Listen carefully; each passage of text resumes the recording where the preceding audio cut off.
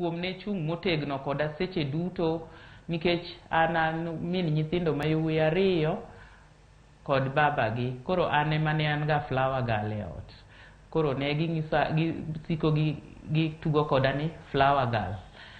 Koro gima dawach ni jo makedo gi tuo mar kansa, adwa mana medo tegogi mondo gibed jok motegno.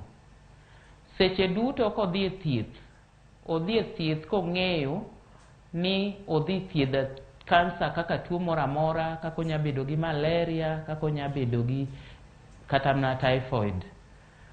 Kata koponi nengo mar thieth opogore, lakini kini wuon ka jatuo in gi teko gi geno ni dhi gori kod tuoni, tidhi gori kode. To be ana encourage ji duto, sana joma mine wetena, ni kik uluor dhi e pim mar tuo mar kansa.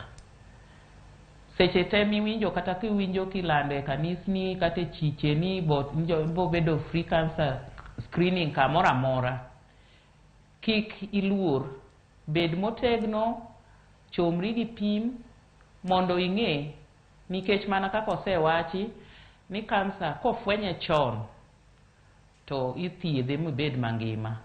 To be kata kofwenye modeko to in iwuon ibedo gi geno kendo ibedo gi yie kendo ibedo gi chuny mar yie ni bo bedo mangima, tithiedhi mibed mangima.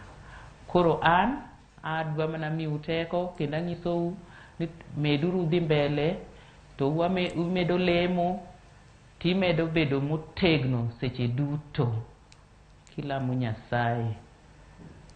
Erokamano Joyce. Erokamano ahinya Merryle Omotto kuom chopo mar mondo mi itwag kodwa, inyiswa wuodhi kaka isebedo kiwuotho kendo nyaka sani ikedo kod tuo mar kansa e pacho kae. In jaked kod tuo mar kansa mar mondo mi imed rakri kod tuo makamano mondo Nyasaye omedi ndalo e kindegi ma bende pod wamedo ji